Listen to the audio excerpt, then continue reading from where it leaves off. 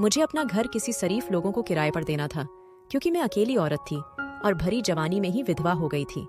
अचानक एक दिन एक बूढ़ा आदमी और एक लड़की घर देखने आए। मैंने तुरंत उन्हें घर किराए पर दे दिया। मुझे लगा कि वह बुढ़ा और लड़की बाप बेटी होंगे, मगर मैं हैरान रह गई कि जब लड़की बोली, यह मेरे बाप नहीं बल्कि मेरे पति है। मगर मुझे हर रात उस लड़की के चीखने चिल्लाने की आवाज आती और मेरी आंख खुल जाती और मैं रात भर जागती। मुझे लग रहा था कि उस लड़की पर कोई जुल्म हो रहा है। मैंने बुढ़े से छुपकर उस लड़की को अपने रूम पर बुलाया तो वह लड़की मेरे गले लगकर रोते हुए बेहोश हो गई। कुछ देर बाद उसे होश आया तो बोली, दीदी, अगर आप मेरी मदद करना चाहती हैं तो ऊपर के कमरे में कैमरा लगवा दीजिए। कैमरा लगाना तो मुश्किल था। मैंने उसे अपना मोबाइल दिया और कहा कि इससे वीडियो रिकॉर्ड कर लेना, शायद मैं तुम्हारी कुछ मदद कर सकूं। मगर अगली रात जब मैं वीडियो देखी तो मेरी चिख निकल गई, क्योंकि बुढ़ा लड़की के साथ मेरे पति राज के जाने के बाद मैं इस दुनिया में अकेली रह गई थी। रिश्तेदार भी साथ छोड़ गए थे। मैं थी और मेरी पहाड़ जैसी जिंदगी। समझ में नहीं आता था कि मैं क्या करूं। आजकल रात में कुत्ते बहुत भौंकते और उनके भौंकने की आवाज सुनकर मैं डर जाती थी। शायद जब राज थे तब भी ये कुत्ते भौंकते थे, मगर सर पर पति का साया सलामत रहे तो किसी भी चीज का डर नहीं लगता। ना ही इन कुत्तों की आवाज मुझे डराती और ना ही ये अकेलापन। अब तो एक एक लम्हा सदियों के बराबर लागता था और यूं ही आंखों में रात कट जाती थी। मैं यह सोचकर भी डर जाती थी कि अगर घर में चोर घुस आया तो मैं क्या करूंगी, क्योंकि आजकल के चोर तो घर के सामान लूटने के साथ साथ घर की औरतों की इज्जत के साथ भी खिलवाड़ कर जाते हैं। सारी रात मुझे बस यही लगा रहता कि शायद ये कुत्ते चोरों को देखकर भौंकते हैं। मैंने अपने डर से बचने का यही हल निकाला था कि अपने घर का ऊपर वाला हिस्सा किराए पर दे दूं। यूं मुझे सहारा भी मिल जाएगा और इस महंगाई के दौर में 4 पैसे भी मिल जाएंगे। यूं तो मैं अपने मोहल्ले में कभी कभार ही निकला करती थी, लेकिन मैंने अगल बगल के सभी लोगों को बता दिया कि अगर किसी को किराए के घर की तलाश है तो उसे मेरे पास भेज दीजिएगा। शर्त यही है कि किराए पर आने वाले लोग फैमिली वाले हो। मुझे नहीं पता था कि मेरी बात इतनी जल्दी सुनी जाएगी। शाम के वक्त घर में 2 लोग आ गए। एक बुजुर्ग था और उसके साथ एक जवान लड़की थी। मैंने उनको ड्राइंग रूम में लाकर बिठा दिया और पूछा, मैं आप लोगों को अच्छी तरीके से जानती नहीं हूँ, आप अपना परिचय दीजिए। उस आदमी ने कहा, आपने कहा था कि आप अपना घर किराए पर देना चाहती हैं। हमें भी रहने के लिए ठिकाने की जरूरत थी, इसीलिए यहाँ आ गए। मैंने भी सहमति में अपना सिर हिला दिया और कहा, ठीक है, मुझे भी आप ही जैसे लोगों की जरूरत थी। ये तो अच्छा हुआ कि आप बाप बेटी हमारे घर पर रहेंगे। नहीं नहीं, ये मेरे पिता नहीं, ये मेरे पति है, उस लड़की ने कहा। उस लड़की की बात सुनकर मैं हैरान थी और दोनों को एकटक नजरों से देखने लगी। तभी उस बूढ़े आदमी ने कहा, अच्छा, पहले आप यह बताइए कि क्या आप ये घर हमें किराए पर देंगी? मैंने कहा, हाँ, क्यों नहीं, मैं अपने घर का ऊपर वाला घर आपको किराए पर देना चाहती हूँ। तभी उस शख्स के चेहरे पर एक मुस्कुराहट फैल गई। मैंने उस शख्स के पत्नी की तरफ देखा तो उसे देखकर लगा कि वो बहुत परेशान हो, उसके दिल में कुछ चल रहा हो, मुझे कुछ बताना चाहती हो और बहुत घबराई हुई हो। फिर मैंने सोचा कि नहीं, शायद ये मेरा वहम हो। मैंने उन लोगों को ऊपर वाला घर दिखा दिया जो कि उन्हें बहुत पसंद आया था। किराए की बात हुई तो प्रमोद साहब मुंह मांगा किराया भी देने को तैयार थे। ये तो मेरे लिए बहुत खुशी की बात थी। मैंने ऊपर वाले घर की चाबी उन्हें थमा दी और सुकून भरी लंबी सांस लेकर नीचे आ गई थी। मुझे प्रमोद और उसकी वाइफ सलोनी बहुत अच्छे लगे। सलोनी तो वाकई में बहुत खूबसूरत थी। न जाने उसके घर वालों की ऐसी कौन सी मजबूरी होगी जिसकी वजह से उन्होंने अपनी फूल जैसी बेटी की शादी इतने बड़े शख्स से करवा दी। शाम हुई तो मैंने सोचा कि वो लोग आज ही तो आए हैं, आज तो उन्हें अपना घर सेट करने में ही काफी वक्त लग जाएगा, इसलिए शाम का खाना उन्हें मैं बनाकर दे देती हूँ। यही सोचकर मैं किचन में आ गई और 3 लोगों का खाना बनाने लगी। खाना बनाकर मैंने अच्छे तरीके से ट्रे सजाई और खाना लेकर ऊपर चली गई। मैंने दरवाजे पर दस्तक दी पर किसी ने दरवाजा नहीं खोला। जब दरवाजा नहीं खुला तो मैं ये सोचकर परेशान हो गई कि पता नहीं मैंने ऊपर आकर अच्छा भी किया कि नहीं। मुझे इन लोगों को इस तरह डिस्टर्ब नहीं करना चाहिए। सबकी अपनी अपनी प्राइवेसी होती है। मैं वापस लौटने ही लगी थी, तभी अचानक से दरवाजा खुल गया। सामने प्रमोद खड़ा था। उसने मेरे हाथ में खाने की थाली देखी तो कहने लगा, बहन अपने बेवजह तकलीफ की। मैं मुस्कुरा दी और बोली, नहीं नहीं, इसमें तकलीफ की कौन सी बात है, ये तो मेरा फर्ज बनता है। प्रमोद ने कहा, सलोनी खाना बनाने ही जा रही थी। मैंने कहा, उसे कह दीजिए कि आज के दिन वो आराम कर ले, वैसे वो है कहाँ, मैं जरा उससे भी मिल लूं। इतना कहते हुए मैं कमरे के अंदर दाखिल ही हुई कि अचानक प्रमोद मेरे सामने खड़ा हो गया और कहने लगा, दरअसल सलोनी सो रही है। उसके सर में तेज दर्द था। अगर अचानक उसकी नींद खुल गई तो उसकी तबीयत बिगड़ जाएगी। प्रमोद की बातों पर मैंने सर हिला दिया और वापस चली आई, लेकिन मेरे दिमाग में हजारों सवालों ने जन्म ले लिया था। मैं तो सोच में पड़ गई कि प्रमोद एक ही वक्त में कैसे अपनी बातों को बदला था। पहले तो वो कह रहा था कि सलोनी किचन में खाना बना रही है, और उसके तुरंत बाद उसने कहा कि वो सो रही है। मुझे इस बात का एहसास होने लगा कि दाल में कुछ न कुछ काला तो जरूर है। मैं इसके बारे में ज्यादा सोचना नहीं चाहती थी, क्योंकि वो लोग वहां पर किराएदार के तौर पर आए थे। खाना खाने के बाद मैं सोचने लगी कि सलोनी मेरे पास जरूर आएगी और खाने के लिए मेरा शुक्रिया अदा करेगी, लेकिन ऐसा कुछ नहीं हुआ। मैंने बहुत देर तक सलोनी का इंतजार किया था, लेकिन वो नीचे नहीं आई। फिर मैं अपने कमरे में सोने चली आई। मैं सोच रही थी कि आज मुझे चोरों से डरने की कोई जरूरत नहीं। मुझे पूरा यकीन था कि आज की रात मेरी बहुत सुकून से गुजरेगी। मैंने सुकून भरी एक गहरी सांस ली और आराम से सो गई। लेकिन आधी रात मेरी आंख खुली और मैं हड्डी बढ़ाकर उठ बैठी और सोचने लगी कि मेरी आंख कैसे खुल गई। तभी मेरे कानों में किसी लड़की के चीखने चिल्लाने की आवाज आने लगी। ऐसा लग रहा था चीखने वाली लड़की बहुत तकलीफ में है। मैं बहुत डर गई थी। मैं शुरू से इतनी डरपोक नहीं थी, लेकिन जब से राज मुझे छोड़कर इस दुनिया से गए थे, मैं तो पत्तों के हिलने से भी डरने लगी थी। मैंने अपने कानों पर हाथ रख लिया था। ये आवाज थमी नहीं थी, बल्कि लम्हा दर लम्हा बढ़ती चली जा रही थी। डरते डरते मेरी पूरी रात गुजर गई, पर तब जाकर लड़की की कहीं आवाज रुकी थी। सुबह 5 बजे मुझे नींद आई तो 8 बजे मेरी नींद खुली। चाय पीने के बाद मैं बाहर में आकर बैठ गई। मैंने प्रमोद को देखा। वो सीढ़ियों से उतरकर नीचे आया। जब उसकी नजर मुझ पर पड़ी तो मैंने देखा वो बहुत घबराया हुआ था। मुझे देखकर वो हल्का सा मुस्कुराया और जल्दी से निकलकर बाहर चला गया। शायद वो मेरे सवाल से डरकर जल्दी से बाहर चला गया था। उसके हुलिये से लग रहा था जैसे वो काम के सिलसिले में बाहर गया हो। मैंने उठकर अपना नाश्ता बनाया। अब तक वो घर वापस नहीं आया था। मुझे यकीन हो गया कि वाकई में वो काम के सिलसिले में घर से बाहर गया है। मुझे ये वक्त सही लगा, क्योंकि कल से मेरी सलोनी से बात नहीं हो पाई थी। मैं उसके साथ बैठकर उसके बारे में जानना चाहती थी। इसलिए मैं जल्दी से सीढ़ियों से चढ़कर ऊपर वाले कमरे तक गई और जल्दी से दरवाजा खटखटाने लगी और इसी इंतजार में थी अभी सलोनी दरवाजा खोल देगी। मगर उसने दरवाजा नहीं खोला था और ये कोई आम बात नहीं थी। वो लड़की कल से यहाँ आई थी, मगर मैंने उसकी एक झलक भी नहीं देखी थी। मैं वापस पलटने की बजाय दोबारा फिर से दरवाजा खटखटाने लगी थी। तभी सलोनी की घबराई हुई आवाज मेरे कानों में सुनाई दी। वो कहने लगी, निधि दीदी, आप ही है ना? मैंने कहा, हाँ हाँ मैं हूँ, तुम पहले दरवाजा तो खोलो। तभी मुझे सलोनी की सिसकती हुई आवाज आई। उसने कहा, दीदी मैं दरवाजा कैसे खोलूं? दरवाजा तो प्रमोद बाहर से ताला लगा कर गए हैं। मैं उसकी बात सुनकर सोच में पड़ गई। तभी मेरी नजर दरवाजे पर लटके छोटे से ताले पर पड़ी। मैंने पूछा, सलोनी, तुम्हारा पति तुम्हें बाहर से बंद करके क्यों गया है? उसने कहा, मेरा पति मुझ पर शक करता है। उसकी उम्र मुझसे ज्यादा है ना, तो उसे हर वक्त यही डर लगा रहता है कि कहीं मैं उसे धोखा ना दे दूं। मैं सलोनी की ये हालत देखकर बहुत परेशान थी। मैंने उससे पूछा, अच्छा पहले तुम ये बताओ, तुम ठीक तो हो ना? तभी उसकी दर्द भरी हंसी सुनाई दी और वो कहने लगी, मैं बिल्कुल ठीक हूँ। मेरे पास दुनिया की हर चीज मौजूद है, रुपया, पैसा, कपड़े, जूते। मेरे पास हर वो एक चीज है जो मुझे चाहिए, लेकिन मैं खुश नहीं हूँ। उसकी हालत देखकर मुझे बहुत ज्यादा दुख हुआ। मैंने कहा, सलोनी मैं तुम्हारे लिए क्या कर सकती हूँ, मुझे बताओ, मैं तुम्हारी मदद करना चाहती हूँ। वो बोली, मेरी मदद तो मेरे अपनों ने नहीं की, तो आप क्या करेंगी? बस आपसे यही गुजारिश है कि मेरे लिए भगवान से प्रार्थना करिएगा। मैंने कहा, हाँ क्यों नहीं। यही कहकर मैं वापस पलटने लगी। तभी सलोनी बोली, निधि दीदी, आप ये सब प्रमोद को मत बताइएगा कि आप यहाँ पर आई थी, या मैंने आपसे कुछ भी कहा है। मैंने कहा, हाँ हाँ तुम फिक्र मत करो, ऐसा ही होगा, मैं उसे कुछ नहीं बताऊंगी। यही कहकर मैं नीचे आ गई थी। मुझे रह रहकर सलोनी के घर वालों पर गुस्सा आ रहा था कि आखिर उन्होंने ऐसा किया ही क्यों। अपनी फूल सी बच्ची की शादी एक बड़ी उम्र के मर्द से क्यों कर दी, जो अपनी सारी जिंदगी उस पर शक करते हुए गुजार देगा। शाम हुई तो प्रमोद वापस आया। वो मुझे देखकर हल्का सा मुस्कुराया और फिर ऊपर चला गया। मैं सोचने लगी, काश प्रमोद अपनी पत्नी को कमरे में बंद करके नहीं रखता तो कितना अच्छा होता। मैं भी अकेली हूं और सलोनी भी। हम दोनों की आपस में दोस्ती हो जाती, हम अपना गम भी बांट लेती। अब क्या हो सकता था। खैर, मैं अपनी रोजमर्रा के काम निपटाने लगी और फिर सोने के लिए लेट गई।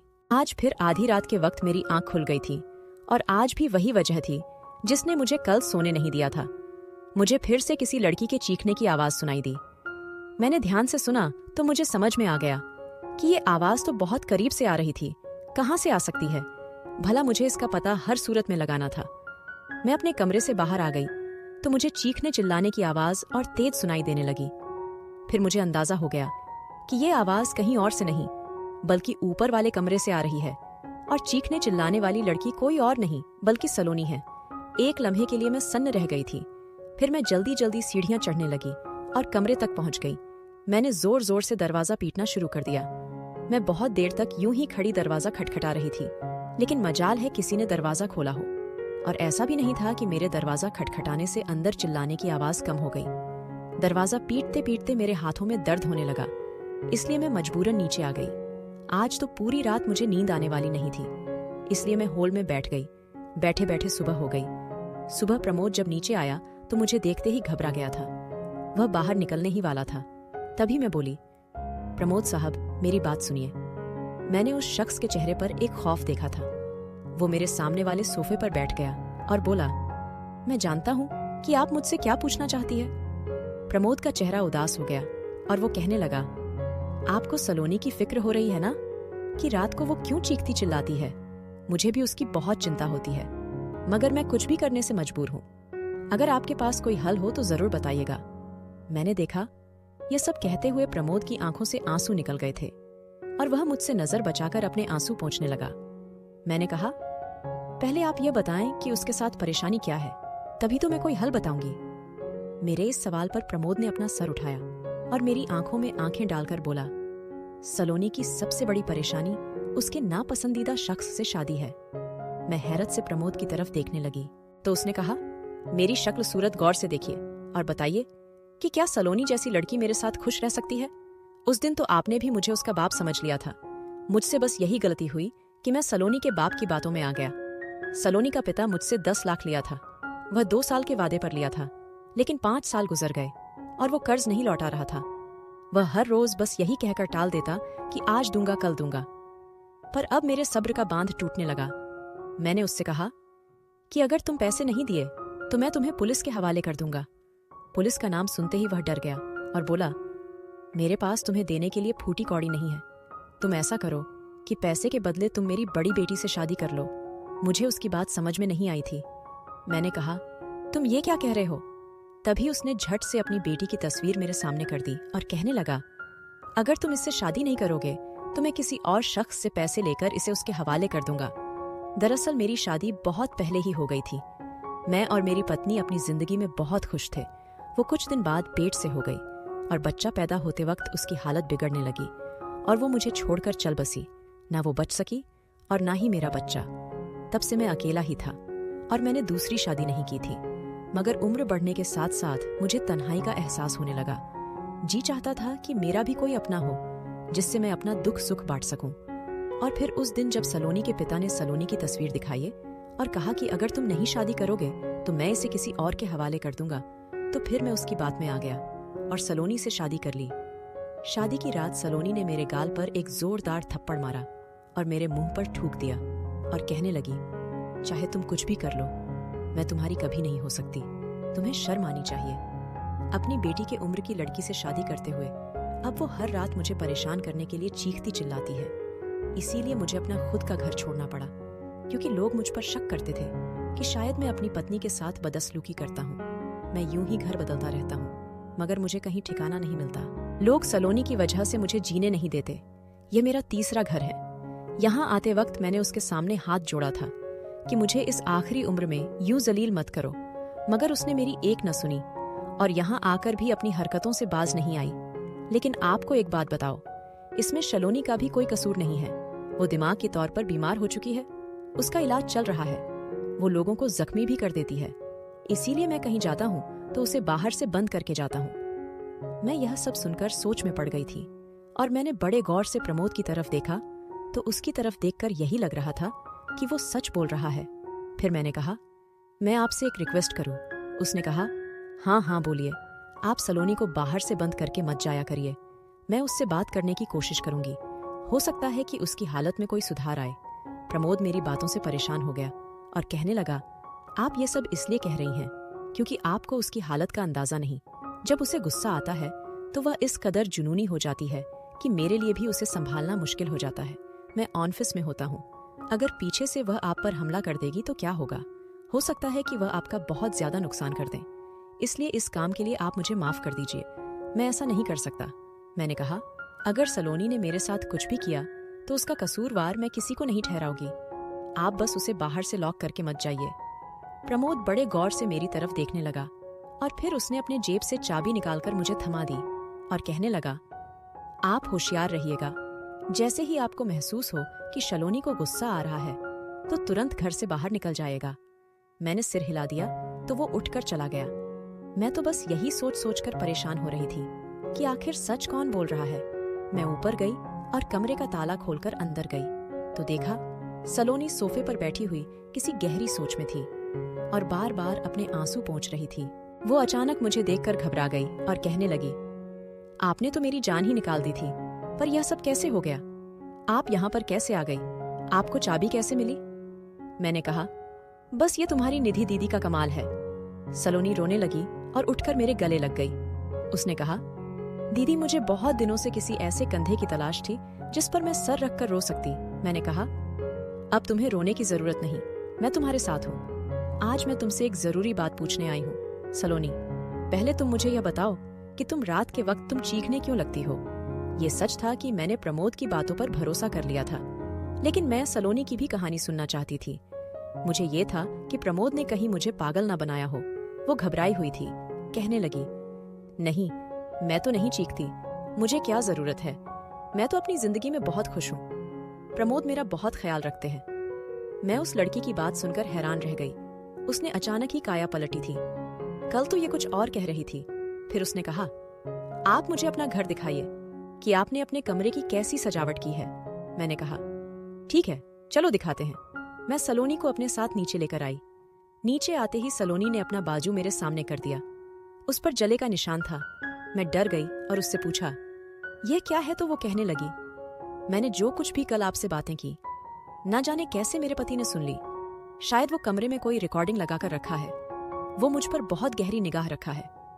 इसीलिए मैंने ऊपर आपसे झूठ कहा कि मैं बहुत खुश हूं, जबकि ऐसा कुछ भी नहीं है। मेरा बुढ़ा पति मुझ पर बहुत जुल्म करता है।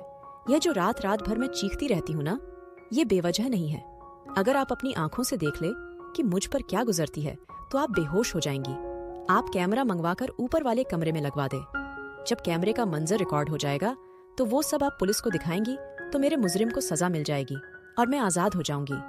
मैंने कहा, ठीक है, मैं कुछ ना कुछ करती हूँ। सच तो यह था कि मैं इन दोनों पति पत्नी की बातों में फंस कर रह गई थी। मुझे तो दोनों ही के ही बातों पर यकीन आ जाता था, पर सच तक पहुंचने का एक ही हल था, और वह था कि मैं सच में ऊपर वाले कमरे में कैमरा लगवा दूं।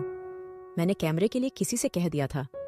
हर रात ऊपर वाले कमरे से चीखने की आवाज आती और सुबह प्रमोद मेरे सामने रो रो कर अपना दुखड़ा बयान करता, और दिन के समय सलोनी मेरे सामने आकर रोती और कहती, मुझ पर जुल्म बढ़ता चला जा रहा। मैं सलोनी का दिल बहलाने के लिए अपनी साड़ी, अपना मेकअप, कपड़ा, गहना सब कुछ दिखाती और उससे बातें करती ताकि किसी भी तरह उसका दिल बहल जाए और वो मेरे साथ खुश रहे। मुझे इन दोनों पति पत्नी की बहुत फिक्र होती। मैं चाहती कि अगर प्रमोद मुजरिम है तो उसे जल्द से जल्द सजा मिल जाए, और अगर सलोनी बीमार है तो उसका इलाज हो जाए। कैमरा आने में अभी एक दिन बाकी था। आज शाम मैंने खीर बनाया तो सोचा सलोनी को दे आओ। यही सोचकर मैं सीढ़ियों से चढ़कर खीर देने गई। तभी सलोनी की आवाज मेरे कानों तक आई। वो किसी से कह रही थी, आज तुम पूरी तैयारी के साथ आना, वो कमजोर है, उसे काबू करना आसान है। मैं यह बात सुनकर उल्टे कदमों लौट आई थी। अब मेरे सामने सलोनी का किरदार एक सवालिया निशान बनकर रह गया। शायद सलोनी गलत है। वह हर रात अपने किसी आशिक को बुलाती और प्रमोद को काबू कर लेती। क्या पता बांधकर भी रखती हो और फिर जानबूझकर चीखती हो ताकि लोग प्रमोद को गलत समझे और वह अपनी मनमानी करती रहे। कैमरा आने में तो अभी देर थी, इसीलिए मैंने अपने एक दोस्त लेडीज कांस्टेबल को फोन किया और यहाँ का सारा माजरा बता दिया। मैंने उनसे कहा कि रात के वक्त मुझे तुम्हारी और तुम्हारी टीम की जरूरत है, तुम जरूर आ जाना, लेकिन बहुत होशियारी से आना। उसने कहा, ठीक है, तुम बेफिक्र रहो। मैं रात का खाना खाकर अपने दोस्त का इंतजार करने लगी। फिर ना जाने क्या हुआ कि मेरी आंख लग गई। आंख खुली तो मैं अस्पताल में थी। मैंने अपने आसपास हैरत से देखा तो मेरी दोस्त मेरे सामने खड़ी थी। मैंने उससे पूछा, रोशनी, मैं यहाँ कैसे आई? वह हंस दी और बोली, निधि, तुम बहुत बड़ा कारनामा करके आई हो। कुछ दिनों से हमें शिकायत मिल रही थी कि कोई गिरोह बड़ी चालाकी से लोगों के घर में चोरी कर रहे हैं। कल रात तुम्हारी वजह से वो गैंग हमारे हाथ लग गई। मैंने कहा, वो कैसे? पुलिस कांस्टेबल रोशनी ने बताया, निधि जो तुम्हारे घर किराएदार रहते थे उसी गैंग का हिस्सा थे। उनका तरीका यही है कि वह बेसहारा औरतों के घर किसी न किसी बहाने घुस जाते हैं और उन्हें अपने जाल में फंसाने की कोशिश करते। पति पत्नी के ऊपर इल्जाम लगाता और पत्नी पति के ऊपर, यूं औरतें उनकी जाल में फंसकर बाकी सब कुछ भूल जाती थीं। तुम्हारे साथ भी उन्होंने ऐसा ही किया। तुमने खुद सलोनी को घर की एक एक चीज दिखाई। तुमने उसे अपने जेवरात भी दिखा दिए। यह तो शुक्र मनाओ कि तुमने कल सलोनी की बातें सुन ली, नहीं तो क्या होता। कल रात उन्होंने तुम्हारे खाने में नींद की दवाई मिला दी थी और तुम्हारे घर की एक एक चीज लूटने वाले थे। लेकिन उन लोगों की बदकिस्मती थी कि हम लोग मौके पर पहुंच गए और वो लोग पकड़े गए। मैं रोशनी की बातें सुनकर सन्न रह गई कि लोग दूसरों को लूटने के लिए किस हद तक गुजर जाते हैं। वो तो भगवान का लाख लाख शुक्र है कि उसने मुझे बचा लिया। अब तो किराएदार भी रखने से डर लगने लगा है। अब मैं अकेली ही रहती हूँ। मेरे ख्याल में बुरे लोगों से तन्हाई 1000 गुना बेहतर है। दोस्तों, वीडियो कैसा लगा? कमेंट करके ज़रूर बताना। वीडियो को लाइक और चैनल सब्सक्राइब कर देना।